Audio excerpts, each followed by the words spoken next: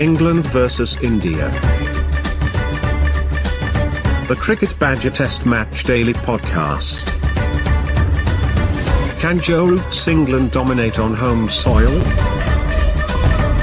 5 mouth-watering Test matches. Can Virat Kohli's India conquer the final frontier? Loving to talk Test cricket every day.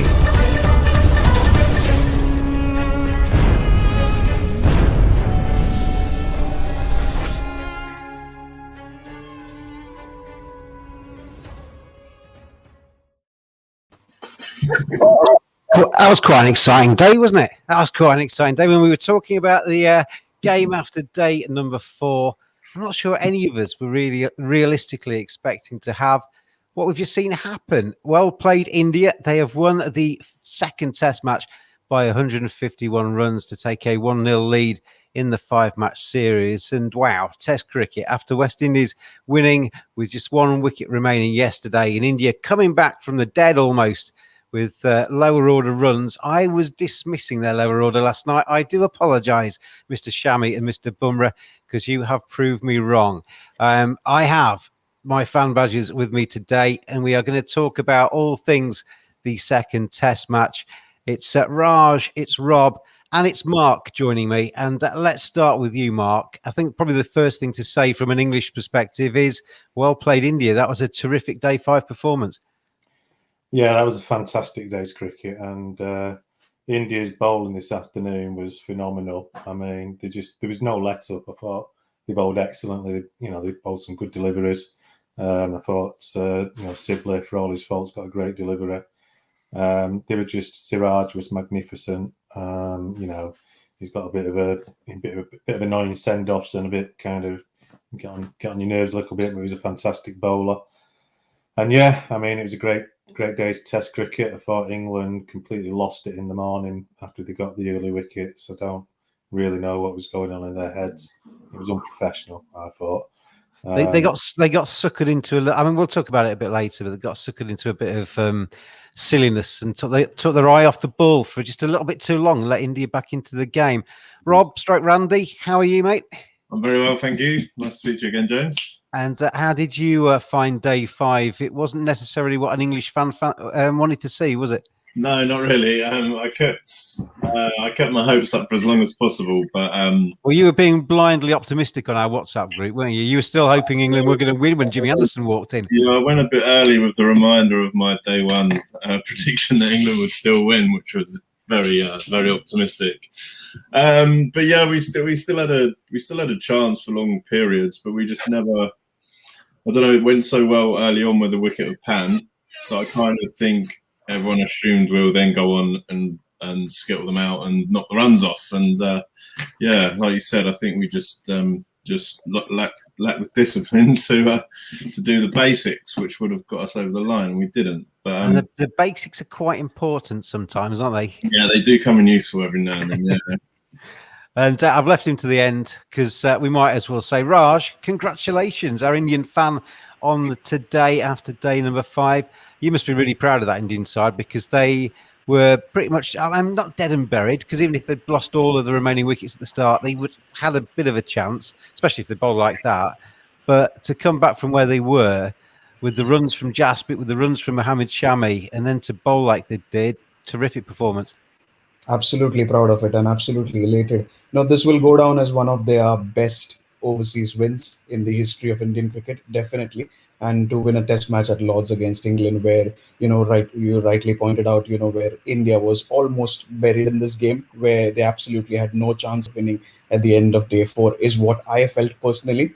And to come back and to put in a performance like this, especially by the fast bowlers, India is not known to have great fast bowlers, say, over the last few decades. But this is the new India where, all these 4 fast bowlers, hunted in pairs, absolutely showed what they are capable of. And, if you watched Virat Kohli's interview with Dinesh Karthik before the series started, and, he asked him, what does it take to win a Test match in England? And he said, absolute relentless amount of passion and madness. And that's what these Indian boys showed today. A relentless amount of energy and madness to win a Test game. That was simply Standing That was going to be my next point, Raj. It's the fight, isn't it? I mean, we saw it in Australia.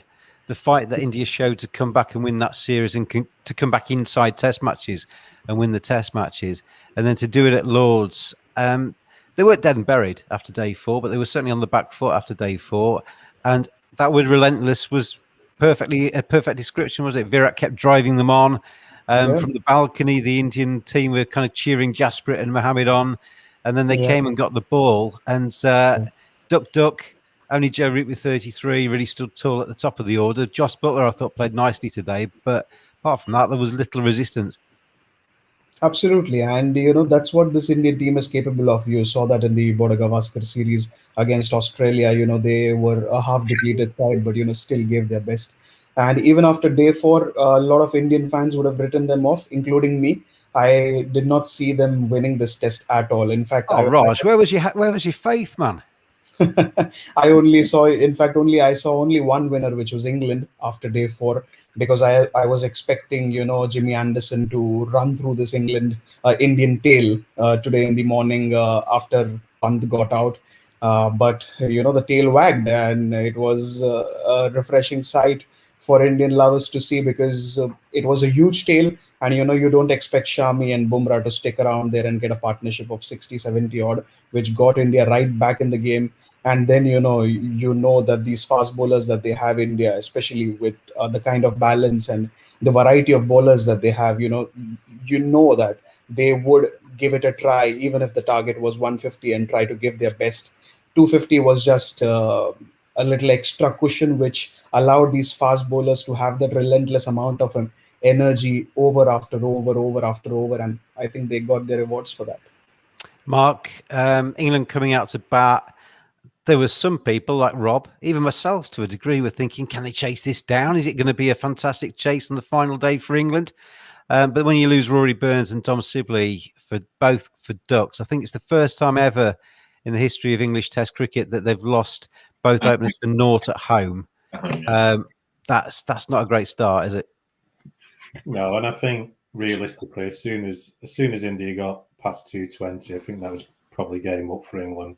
It was a slow wicket. I mean, the run rate had never been over 2.7 in the game, and really, I think Kohli could have declared, 10 minutes before lunch and had an early lunch. Really, well, I thought he might have declared at lunchtime. I was surprised to see them come back out afterwards, but I mean, it didn't matter in the end. But it could have cost them, especially with that Josh Buttler drop catch. But yeah, the openers, to be fair, Sibley did get a good ball, but it's just the same old story, isn't it?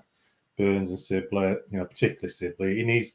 I mean, we've come on this podcast as previews, and I've said he hasn't got the class to open the batting for England, and surely now it's time that they have to replace him and put Hamid. We'll come back to that. We'll come back to that. Rob, your mate, Mr. Joseph Edward Root, you have to feel for him, don't you? Because he scores 180 not out in the first innings. He's the one batsman that really shows a lot of fight in the second innings and scores a few runs in the second dig. Ends up on the losing side. That must be tough for him to take tonight. Yeah, I'm sure he kind of relishes standing up for his country and saving us, as it were, like on several occasions. But it's gonna grind you down. I mean, there wasn't much time in the match where he wasn't on the pitch. So most players get some rest of some sort. The openers, the top order, don't help him out, so he doesn't get any rest when they're out to bat. And where he bats so long, he bats to down our tail. So it's going to wear him down, and he can't. Someone said on the WhatsApp group, he's not going to keep scoring hundreds. He's just in a rich vein of form. So, I mean, we need someone else to find a bit of form from somewhere. Josh Buttler looked pretty good. I actually thought he was going to pull off a draw for us. I've been critical of Josh in the past because I think in Test cricket he's never quite worked out how to play. With the bat particularly. But I thought today, I got a theory, Rob, which struck me today, that he came in today knowing exactly what he had to do. It was just defend. And he did it quite nicely. I think sometimes in Test cricket, he knows the tag he's got of being a hitter. He knows in Test cricket he's supposed to play correctly. And he's kind of caught between two stools and isn't quite sure what to do. Today, he knew exactly what he needed to do, and he nearly pulled it off. Yeah, I thought so. I think it was like a bit an old school Graham Thorpe inning. So he's got England out of a few scrapes before in the past, and that's what I thought this was reminiscent of. But yeah, I get what you mean. When he's free to play his own game, he's kind of muddled between playing naturally and playing Test cricket, where I think he just needs to kind of sort his mental side out and not worry about the fact that it is Test cricket, because he has been superb in this format.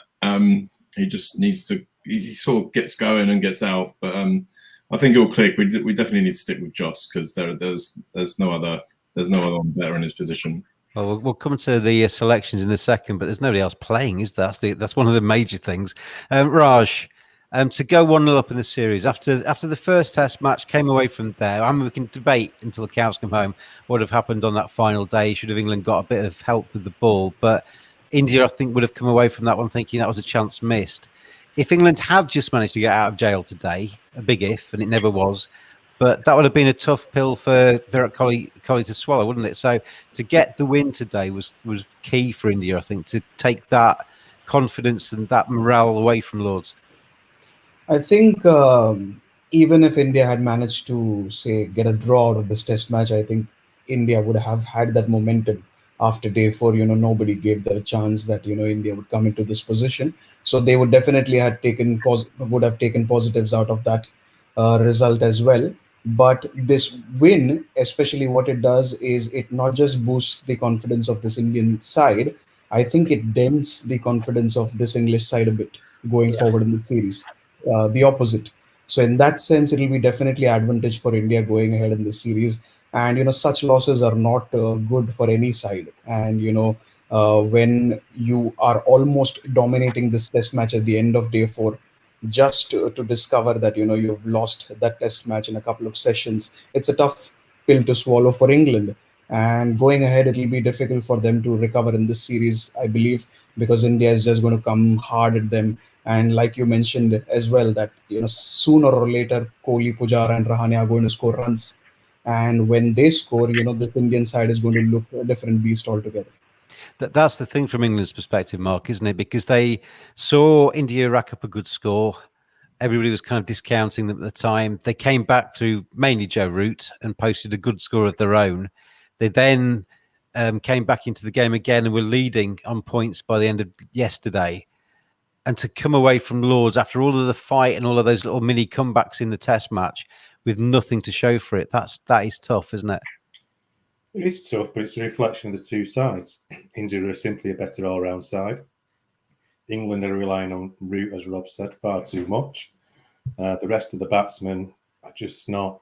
I mean, Bairstow got 50 this innings. I hear what Rob says about Buttler, but I mean, he averages 31 in first-class cricket with 5 centuries. The averages are pretty much the same in Test match cricket. As a number 7 keeper batsman, yeah, fine. But we're just not coherent as a unit. And when you play a quality side like India, only takes that 5% difference at top level sport, and that's it. And that's basically the difference. Before we get into the selection stuff, Rob, that moment when Bumrah was bowling at Jimmy Anderson, there was a little bit of afters after that. That was a terrific piece of Test cricket, I felt. Bumrah giving it the short stuff, Jimmy showing a lot of bravery. But there was a little bit of afters, and that carried over into today. And when Jasprit Bumrah walked out to bat, you could see it in the England fielders, couldn't you? They were kind of almost talking and laughing about it, saying, right, we're going to give it to him now. And Jasprit Bumrah was ready for that, wasn't he? And I think it probably even motivated him and made him play better. As England lost their discipline in the field, Jasprit Bumrah clenched his teeth and hit some runs. And that to me was the point today, that England lost control of the game. Yeah, I can't argue with you there. It was like a little microcosm game within a game. Maybe England won't admit it, but it did feel like that they were trying to get him back for how he was bowling to Jimmy Anderson. They won't admit that, will they? But that's definitely how it felt. They were bowling far too short. Like it's just the basic stuff. Just pitch it up to the tail enders, and funny enough, they'll get out. I mean, there's a reason he averages 3.5 in Test cricket, isn't there? Because he's not that great a batsman, but they made him look like Brian Lara today. Yeah, I mean, he had the bit between his teeth. We should have kind of we should have been a bit more professional on that. And if he kind of ignored him, he would have been wondering why they're ignoring me. He kind of expected it, he got it, and he played to it. But you got to say fair play. It's all good, made for very engaging viewing. So yeah, made it a far better Test match with all of that involved. Oh, you wanted to say something? Yeah, I mean, I would what to say as well. I mean, Rob's absolutely right. But some of the fields that Root set for Bumrah was ridiculous. I mean, he was spreading the field. You think it was kind of Vivian Richard batting. You know, there's times there were no slips. I mean, in the last 2 minutes, we've called him Vivian Richards, Brian Lara. This is Jasprit Bumrah. I mean, it's like spread out. I mean, what they're trying to do. And it's just like, take the pressure. I don't think it's just Virat Kohli. I think it's just a tendency in the modern game that I hate that part of end of an innings where you have one so-called batsman in and the tail, and they give the batsman runs. In the first innings, I was critical of Ruti just before, I think it was the lunch interval, because we had the field back to Jadeja, who hadn't hit a shot in anger at the time. With 15 minutes to go before the break, if you're going to be brave enough and hit us over the top, go for it. You're going to probably risk your wicket. I just think sometimes in the field we lose focus, or England lose focus, and it's not just England. I mean, Virat Kohli is guilty of that at times as well. It's just not the right way to captain a team for me in Test cricket. Let's get into the selection side of stuff, though, because that is where I am starting to get quite angry with this England team, and I'm just starting to get angry with English cricket in the ECB. There isn't very much an element of you reap what you sow. I mean, I know the hundreds come in, and that's probably not taken effect yet. But for years and years and years now, we've been marginalising the Red Bull, sticking it at one end of the season and the back end of the season, and nobody plays too much 4-day cricket actually in the main summer months. We've got a period at the moment where nobody's playing county cricket whatsoever, other than the 50-over competition, and half of them are off now for 3 weeks.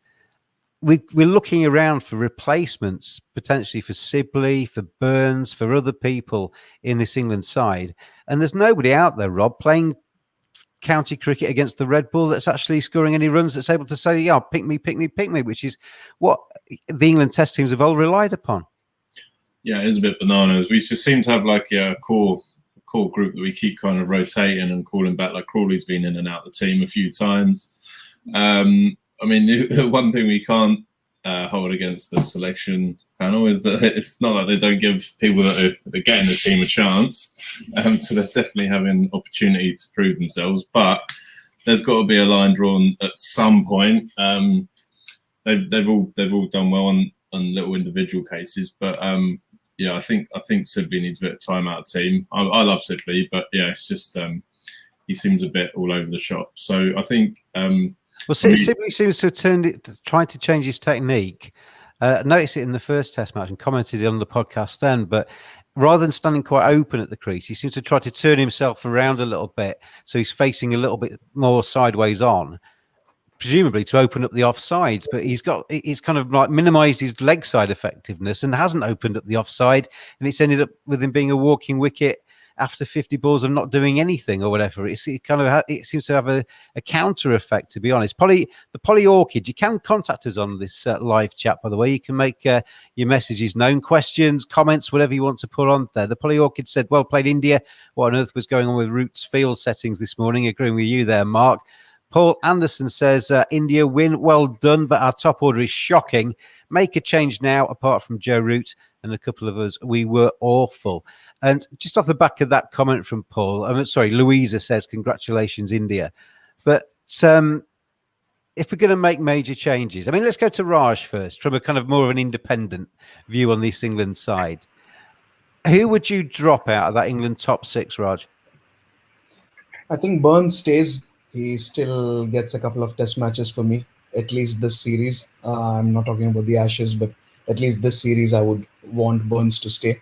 But Sibley definitely has to be out. This pair of Burns and Sibley does not look good. As an Indian fan, you get a feeling that, England is going to be 5 for 2. And I think Joe Root does.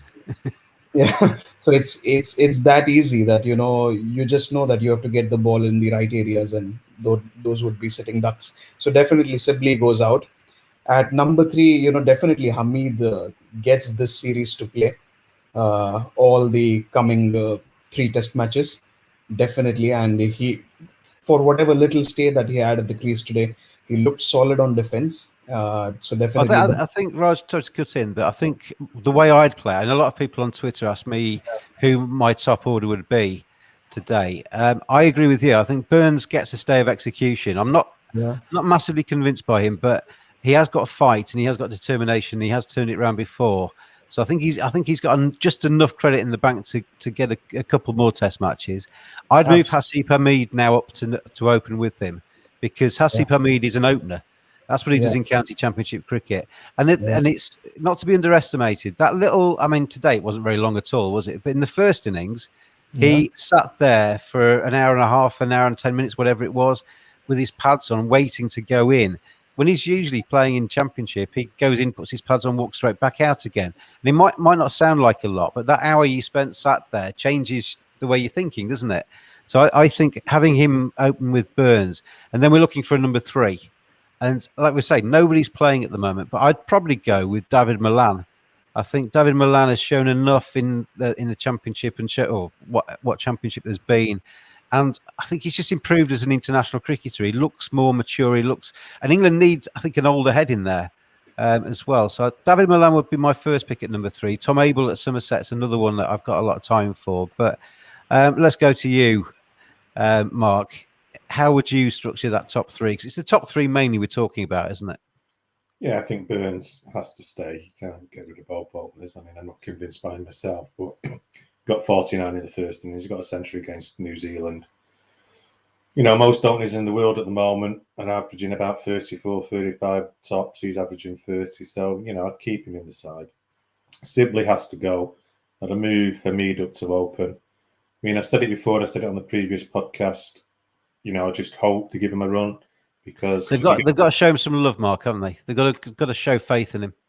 Well, as I said before, those wounds. I mean, he had a terrible 3 years at Lancashire, as I said the other night. Those wounds are still there. Those scars will still be there. They banged him in, I think, too soon, but he's there now. So they've got to give him a run. If he gets a load of low scores, then the question is, obviously, do they take to the Ashes? But let's see how it goes. But Hamid has to come in at 2. When you're looking at number 3, I just, David Malan is the obvious candidate. Ollie Pope is obviously fit again now, but I don't think it'd be fair to put him at number 3. He's never batted that high against the Red Bull, has he?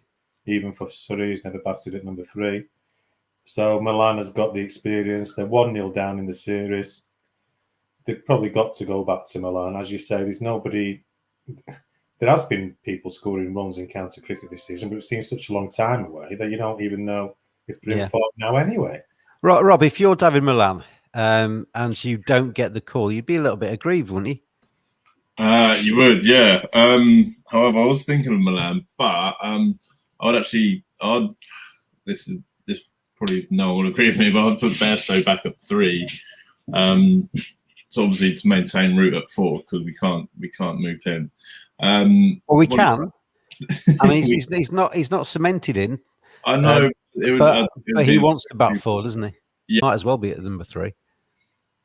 Yeah, that's an argument. But keep him at 4. We've got Ollie Pope to come back. No idea when Stokes is coming back. Have to just assume he's unavailable for a bit.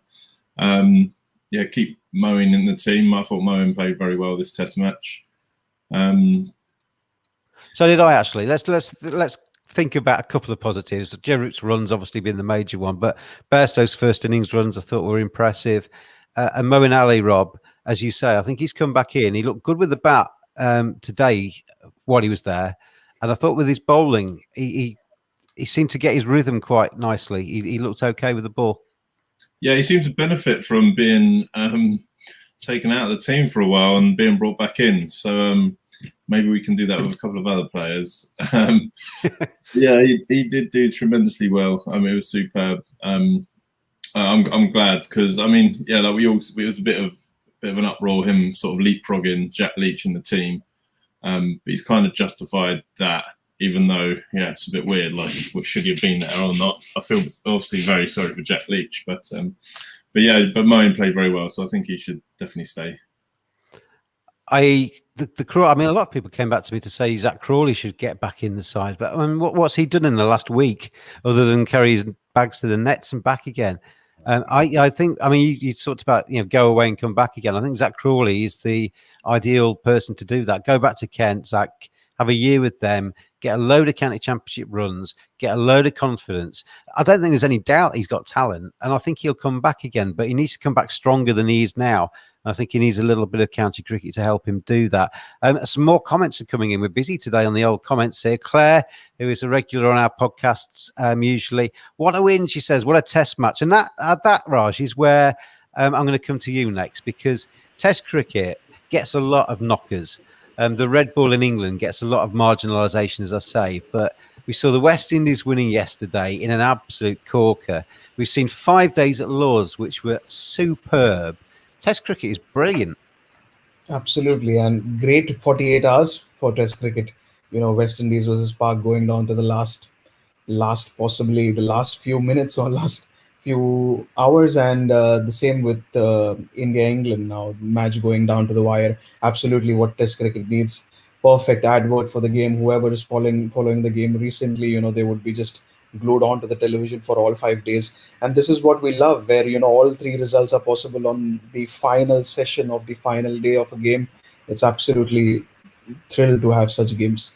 I was going to say all 3 results were possible towards the end as well, but they weren't, were they? Because the England victory part of that equation had long gone. But Solo Stream has come on. It says, last day, everyone thinks England going to win. Then Siraj and Shami, please hold my beer. Smiley faces, smiley faces, smiley faces. Well done, Solo Stream. Congratulations to you. There was another comment which I've just come back to. It's from Diraj, who says, love the sledging drama. Great setup for the next 2 matches, he says. And he also said England need one guy to stick with Root in both innings. Well, I think that's stating the obvious, Diraj, to be honest. England need more than one guy that can actually hold the bat and stay with Rooty. But on your other point, Raj, the sledging stuff, we've talked a little bit about the Anderson-Bumrah sort of tete-a-tete already. But Mohammad Siraj, I like him as a bowler. I like him as a cricketer. He's passionate. He runs in. He gives everything, and he can bowl, the lad. Do we need all of this? Do we need all of these? I mean, Ollie Robinson today is about 2 foot taller than him. If it was a fight with nobody looking, I think Ollie Robinson could take him if it was that kind of environment. Do we need him to actually square up and eyeball people after every single ball? If the question is, do we need this? I would say definitely not. But do I mind this? I would say not as well. Because I enjoy sledging in cricket. Personally, it keeps me glued to the television. I like that heat between 2 opponents. I like that little bit of lip exchange when it comes. So if you ask me that if I mind that, definitely not.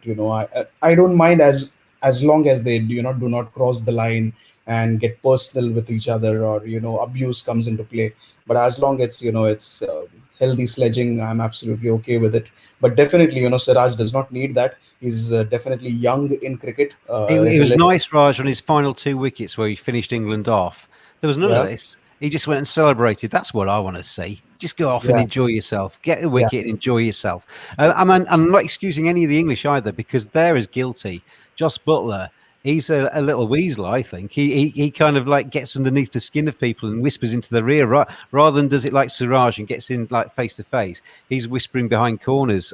Joss Buttler was trying to get Jasprit Bumrah wound up when he first came into bat today, which had a massive backfired effect. Rob, where do you stand on the sledging? Do you like Mohammad Siraj? Do you like all of this stuff? Yeah, I don't mind it at all, but he just got boring. He just needs a bit new material, doesn't he? It's just like when you do it so much, it dilutes it. I mean, everyone's like, he's doing it when he's not even getting people out. Yeah. I mean, poor old Hasib Hamid in the first innings, Mark, he's not spoken to anybody. He's walked out there. He's got a first bowler, and Siraj is telling him to be quiet. He hasn't had a chance to say anything. Yeah, I think as Rob said, nobody really minds sledging as long as it's in the right spirit, but it gets boring when he's doing the same old routine. At least the good sledgers in the past, like Derbyshire's old Malterson, had a whole range of different send-offs for batsmen. So he needs to improve his repertoire. But I think as a batsman... I don't think we should encourage him to add more to it. Well, just, I mean, if he's going to do it, just stop doing that all the time. It just gets dull. You know, it loses its impact. And our friends at the Edges and Sledges podcast, hello to you guys. They say you've got to be able to take it if you dish it out. And I think that's a fair point, because Bumrah was running to the umpire today saying, "Oh, they're picking on me." And after he'd been giving it out a little bit in the first innings, if you're going to do it, you've got to be prepared to take a little bit back, Robert. Players have become soft. I mean, we've got body armor. Players have become soft. In my day, we used to be able to do it. Protected, got chest pads on, they got all sorts on. The fact is, it's a hard ball. I mean, it's a hard ball, but tailenders can bat. If Jimmy Anderson or Bumrah doesn't want to be there, they just move away to square leg and get out. If they're going to get in line, you're going to stay there. You're going to get a few short ones round your throat, and that's the way it is. And I think we don't want bouncers going out of the game. That's the last thing we want. And all this I agree with that. The Edges and Sledges guys say Ollie Robinson, Rob, he's got plenty to say while he's out there bowling. And Siraj was maybe just, I think the suggestion is Siraj was maybe just giving him a little bit back. And that's fair enough. If Ollie Robinson's doling it out, he's got to be able to look him in the eye and take it a bit as well, hasn't he?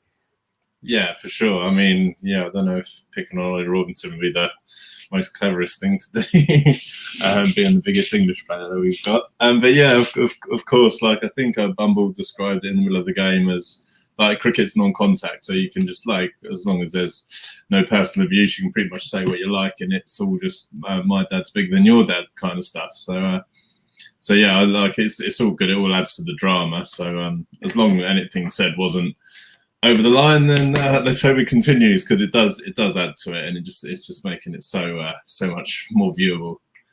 I mean, that's it, Rob. I mean, there's so many talking points out of this Test match. There's so many good performances out of this Test match. Test cricket is just, I think, the best thing in the world. Whoever invented Test cricket, if he hasn't been knighted, we need to go back and knight him posthumously. I know. I definitely would love to shake that guy's hand. It is by far the best format. It's just such an amazing war of attrition. There's games within games. It's beautiful. I love it. You were around when it was invented. Who was the person that actually first had the idea? Well, he was probably from Lancashire for sure. So probably Archie McLaren or whatever he was called. I don't know. Raj, looking ahead to 3 games left in this fantastic series. We've only just we're not even halfway through this yet, which is fantastic. But India 1-0 up now, going to Headingley. Same again from India? Are you just looking for the same again? Are you looking for any kind of difference in India's sides? Because they're going to be cock a hoop tonight, aren't they? Definitely, but it's also going to present some sort of a selection dilemma for them. Day 4, you were expecting, I think the first 4 days, everyone were out on Twitter saying, why is Ravichandran Ashwin not playing? And I think I was also of the opinion, because not just Ashwin is a world-class bowler, but, he also provides that extra balance with the bat, because India had a huge tail in this specific match. But on day 5, all the 4 fast bowlers turned the game on its head. And, you cannot separate one fast bowler from the other, because Ishant, Bumrah, Shami, and Siraj, they were absolutely relentless. So it's going to present some sort of selection dilemma for them going ahead at the 4th Test, because don't get me wrong. I may have criticised Siraj in terms of his antics. He bowled with everything he'd got today. He was terrific. Absolutely. You could see that from his body language, that he has a body language similar to that of his captain. And somebody said that to me, Raj, on the tweets today. Said that he plays in the mold of his captain, and I get the impression in the Indian fandom, it's a little bit split with Virat, isn't it? MSD had almost universal support. With Virat, he's got his knockers, for want of a better phrase. He's got those that love his up and atom, heart on his sleeve, let's get in their faces kind of style of captaincy, and then there are some of the Indian public that aren't quite as keen on that, are they? Absolutely, opinions are divided because those are completely different personalities. MS exudes some sort of calm demeanor about himself whenever he makes some decisions or whatever he does on the field. And Virat is totally opposite. He has that fire inside him all the time, chirpy, aggression all over his body language. So definitely both are different kinds of personalities, and a lot of players rub off that energy. Virat rubs off that energy through his players, and Siraj definitely symbolizes that because he has that aggression and firepower of his captain. I'll tell you what as well, Raj. Virat must be absolutely knackered when he goes to bed at night because he lives every single ball. You watch him at slip, he's up, he's down, he's twisting, he's diving, he's running up to his bowlers. He goes through every single ball as if it's probably 20 balls worth. Yeah, every single ball is like an event for Virat, and that's what you like to see. You can't deny that, for Test cricket to be alive, the theatrics of Virat Kohli play a big part. Because the kind of emotions that he brings into the game is absolutely phenomenal, and every ball is an event, like you mentioned. So it's absolutely fun to watch. Yeah, very excited for the coming 3 Test matches. I bet you are. I bet you are. Mark and Rob, stroke Randy. Let's finish with you two guys because England need to do something, don't they? I've asked Raj what he wants from India. More of the same. I guess that's not the answer you're going to give me, Mark, in terms of England. No, I think England are up against it now. 1-0 down to India, a very good India side. We've said before, they're probably the best all-round India side ever. I think for England to get back into this series, they obviously have to address the batting. I think obviously Moeen's done enough to stay in. They need desperately to get Chris Woakes back in the side if he's fit. I don't know where is he on his fitness at the moment. I'm not quite sure. Well, he's supposed to be fit for the 3rd test. So, right, okay.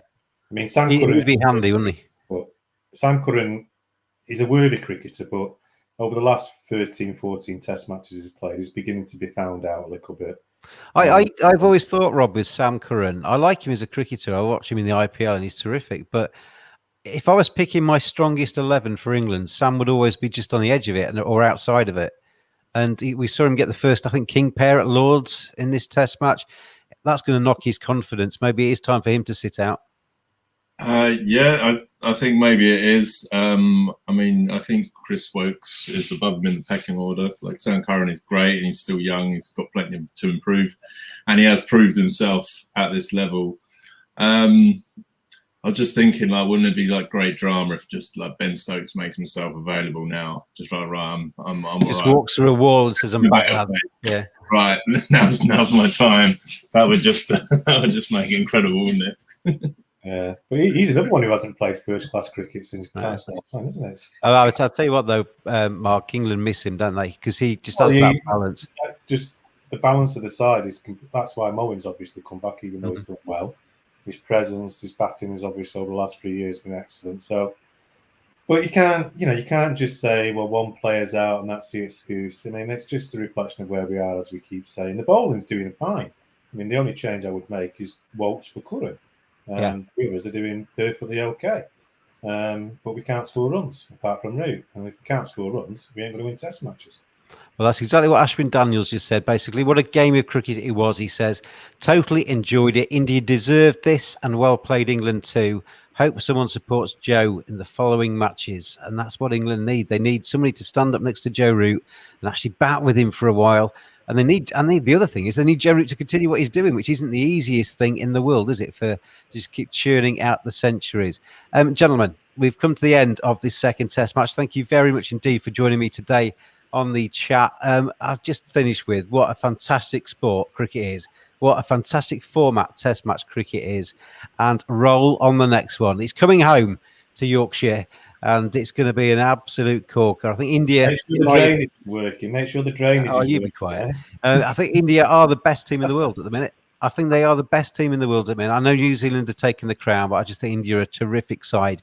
They deserve to win at Lords, and I look forward to, hopefully, just for the good of this series, for a little bit of a fight back from England when we get to Yorkshire and to Headingley. Play a spinner at Headingley as well. Don't just think it's going to be a seaming track, because these Headingley tracks aren't like that anymore. Rob, Mark and Raj, thank you very much. Thanks everybody for watching and for listening. We'll be back again tomorrow with a bit of a roundup of the 2nd Test match and a look ahead to the 3rd Test match. And hopefully you'll join us then. See you soon.